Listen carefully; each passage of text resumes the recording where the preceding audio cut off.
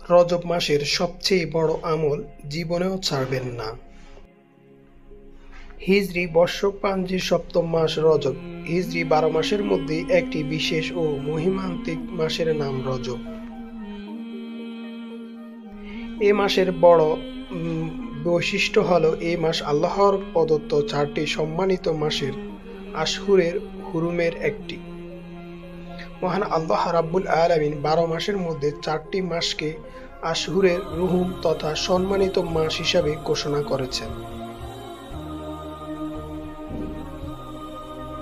পবিত্র কোরআন মাজিদে ইরশাদ হয়েছে, নিশ্চয়ই আল্লাহর বিধান ও গণনায় মাস 12টি আসমানসমূহ ও জমিন সৃষ্টির দিন থেকে।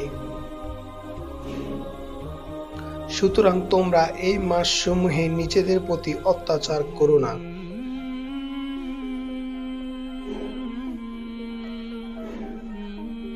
এই 4টি সম্মানিত মাসের একটি হলো রজব। আল্লাহর রাসূল সাল্লাল্লাহু আলাইহি ওয়াসাল্লাম ইরশাদ করেছেন, 12 মাসের বছর, তার মধ্যে 4টি মাস সম্মানিত।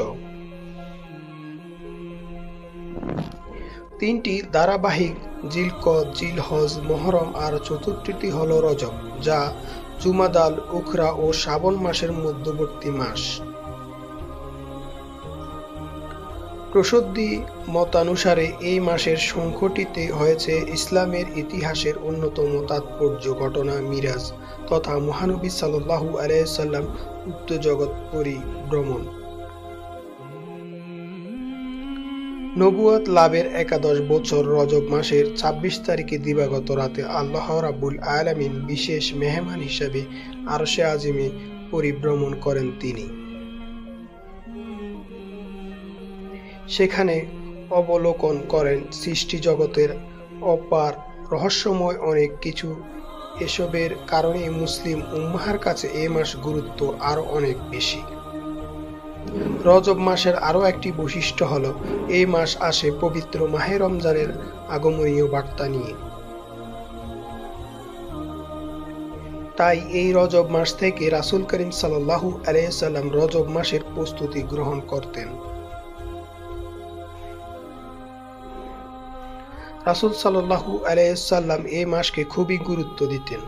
রজবের চাঁদ দেখা গেলে তিনি কিছু বিশেষ আমল শুরু করতেন। এই মাস শুরু হলে তিনি এই দোয়া পড়তেন, আল্লাহুম্মা বারিক লানা ফি রজব ওয়া শাবান ওয়া বাল্লিগনা রমাদান। অর্থ, হে আল্লাহ, আমাদের জন্য রজব ও শাবান মাসকে বরকতময় করে দিন আর আমাদের রমজান মাস পর্যন্ত পৌঁছে দিন।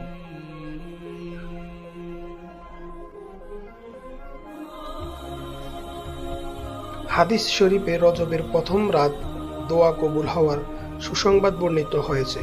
হযরত আব্দুল্লাহ ইবনে ওমর রাদিয়াল্লাহু হতে বর্ণিত, তিনি বললেন, 5টি রাত এমন আছে যেগুলোতে বান্দার দোয়া আল্লাহ তাআলা ফিরিয়ে দেন না, অর্থাৎ অবশ্যই কবুল করেন। রাতগুলো হলো জুমার রাত, রজবের প্রথম রাত, শ্রাবণের 15 তারিখের রাত, ঈদ উল ফিতর ও ঈদ উল আজহার রাত। মূলত রজব ও শাবান মাস হলো রমজান মাসের প্রস্তুতির মাস। এ প্রস্তুতি শারীরিক, মানসিক, আর্থিক সহ সামগ্রিকভাবে নিতে হয়। রমজান মাস যেহেতু ইবাদতের সময়সূচি পরিবর্তন হবে, তাই সে অনুযায়ী প্রস্তুত নিতে হবে এবং রমজান মাসের শেষ দশকে অতি গুরুত্বপূর্ণ আমল ইতিফাক রয়েছে, তাই আগ থেকে তার জন্য প্রস্তুতি গ্রহণ করতে হবে। রজব ও শাবান মাসের নেক আমল ও পাপ বর্জনের মাধ্যমে রমজানের প্রস্তুতি গ্রহণ করতে হবে, তওবা ও ইস্তেগফার করতে হবে।